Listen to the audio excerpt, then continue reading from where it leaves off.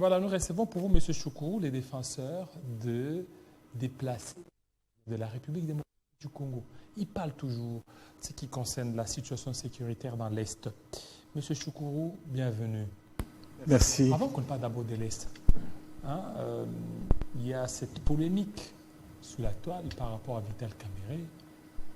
Tantôt Vital Kamerhe qui prend une très forte délégation pour l'Assemblée parlementaire au niveau du Canada. Tantôt Vital Kamerhe qui demande le passeport diplomatique à ses deux enfants, Daïda Mpiana ainsi que l'autre Kinwani.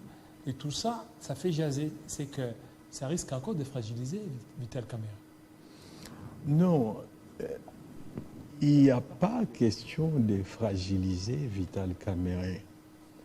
Nous sommes en face d'un groupe d'individus qui, au lieu de se concentrer sur cette mandature du président de la République, au lieu de se concentrer sur les défis internes et externes dont la RDC fait face, malheureusement, vous avez des individus qui sont encore dans des considérations des intérêts personnels, qui oublient la situation dans laquelle nous nous trouvons. Donc, ils n'attendent que l'échec ou pécher à nos troubles pour sauter sur l'occasion. Le reste, que le président réussisse ou non, ce n'est pas leur problème. Vous savez que ce sont ces choses qui ont sonné l'éclat du déclin du FCC. Lorsque des individus ont oublié les engagements du président Kabila face à la population congolaise, ils ont commencé à s'entremanger entre eux parce que chacun poursuivait ses intérêts. Après, Kabila a été carrément sanctionné par la population parce que des individus qui devraient l'aider à rencontrer les desiderata de cette population ont abandonné cette mission et ont commencé à courir derrière des intérêts personnels jusqu'à s'entremanger. Vous n'avez qu'à aller voir, lorsqu'on a choisi Chadari comme dauphin, pratiquement, je ne sais pas si les anciens là, certains n'ont même pas battu campagne pour lui. Conséquence, le pouvoir est parti ailleurs. Nous ne devrions pas retomber dans le même vice. Le président Félix Tshisekedi a pris des engagements fermes face à cette population qui attend beaucoup. Malheureusement, vous trouvez dans cette union sacrée des individus qui ne sont que là pour les intérêts privés. Que ça réussisse, que Félix réussisse ou non, ça ne les regarde pas. Et c'est les intérêts, l'argent, qui soit toujours là au pouvoir. Le reste, ça ne les concerne pas. Ça, c'est très grave. Donc, ce qui se passe, c'est justement un acharnement. Un acharnement sur Kamerhe. Sur Kamerhe. Parlons de passeport. Avant Kamerhe, tous ces gens-là, leurs enfants ont des passeports. Et ce n'est même pas en marge de la loi. Le règlement intérieur de l'Assemblée nationale, jugé conforme à la Constitution de la République, en son article 114, dit que le député national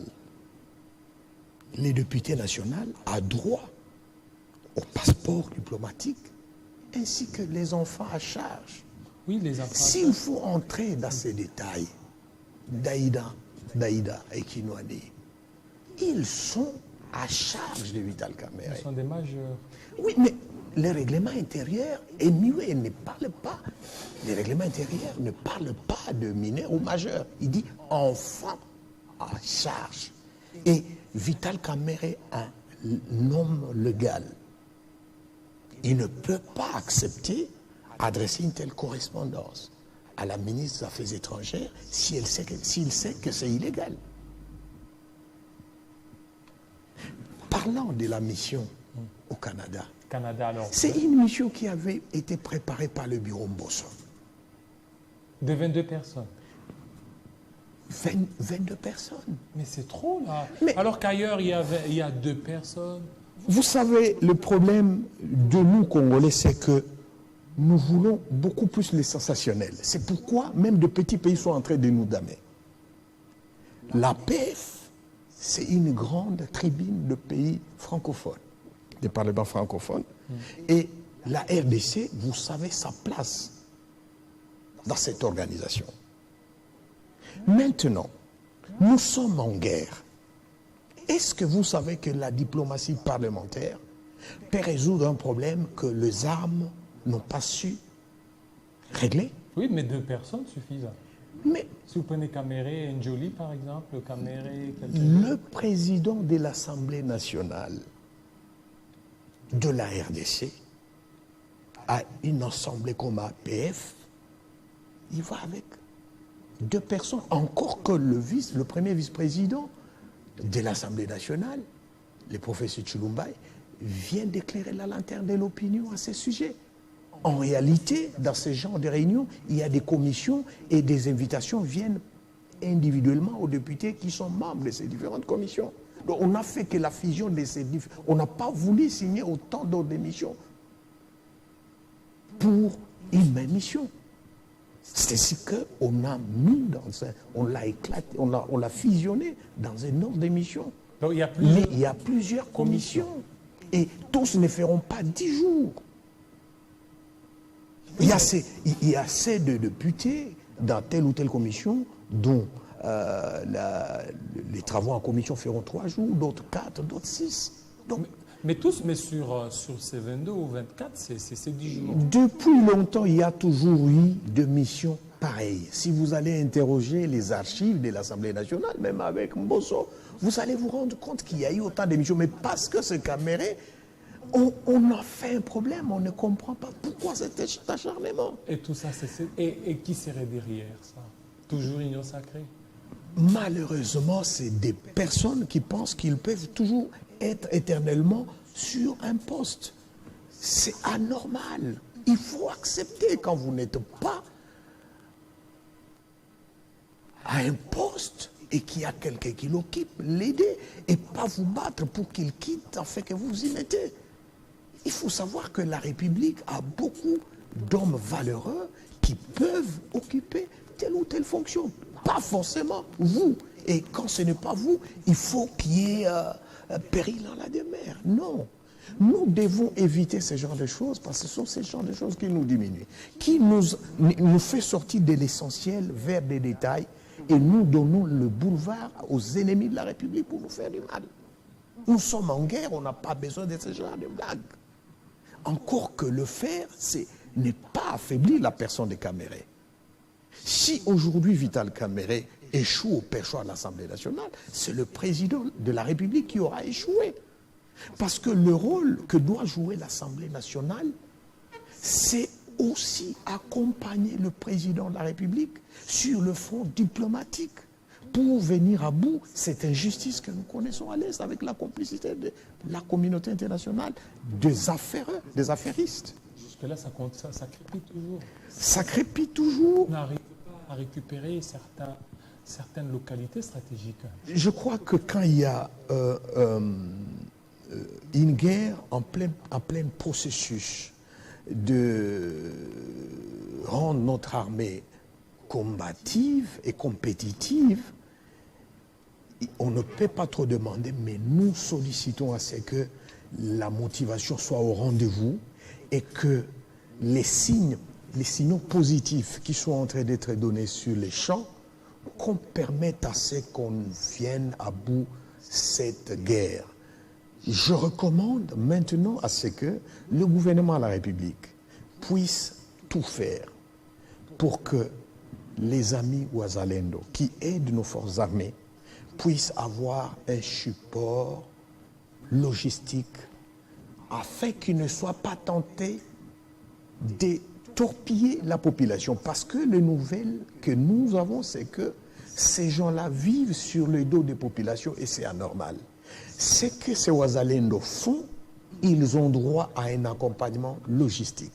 Deuxièmement, en tant que natifs du coin, pour qu'il y ait efficacité dans les opérations militaires, il faut que le gouvernement travaille très rapidement pour habiller ces gens-là, les distinguer bien entendu de nos forces armées, mais éviter à ce que l'ennemi n'utilise pas des individus en dédoublant les différentes forces Wazalendo pour créer la confusion sur les champs des opérations. Et troisièmement, nous demandons au gouvernement souminois de faire tout ce qui est à son possible pour que le déplacé de guerre puisse bénéficier des appuis qu'il faut. Qu'on n'attende pas les aides de la communauté internationale, encore que aujourd'hui nous n'en avons pas besoin. Parce que s'ils ont besoin de nous aider, la première des choses, c'est de pousser le Rwanda à arrêter cette aventure qu'il est en train de commettre chez nous. Mais malheureusement, ils l'accompagnent et ils viennent pleurer avec nous, avec les larmes des crocodiles, avec des aides, soi-disant aides aux déplacés. Nous n'en voulons pas. Les seules aides que nous entendons de la communauté internationale, soi-disant, c'est de faire de sorte à ce que le Rwanda se désengage du territoire national. Voilà, merci beaucoup, monsieur Choukourou. Déjà 18h56 minutes. Dans quelques minutes, ça sera la grande édition. Dans la grande édition, il sera 20h. Alors, votre dernier mot. Je voudrais profiter de cette occasion que vous m'offrez pour dire mes très sincères félicitations. Vous savez, nous sommes dans un pays où on ne sait pas encourager ceux qui font bien les choses ou ceux qui font la fierté de la République. Parmi ceux-là qui font la fierté de la République, je crois qu'il faut citer Jean-Marie Kassamba avec cette révolution médiatique. Il faut le dire. Vous savez, les jours où nous nous débarrasserons de ce que les Kinois appellent Motema Mabe, la haine, c'est ce jour-là que nous décollerons. Les citoyens et citoyennes qui font du bon boulot, il faut le dire publiquement. Donc, je dis joyeux anniversaire à TD50, Monsieur Serre, félicitations et mes encouragements à Jean-Marie Kassamba et toute l'équipe. Et je pense que avec Télé 50, il faut encore espérer mieux dans les jours à venir. Merci beaucoup, il faut espérer dans les jours à venir. Merci à vous, fidèles téléspectateurs. Restez branchés sur votre chaîne. Tout à l'heure, la grande édition de Nathalie Yoko. Il sera 20h à Moadinoucha, 19h ici à Kinshasa. Portez-vous très bien. À très bientôt.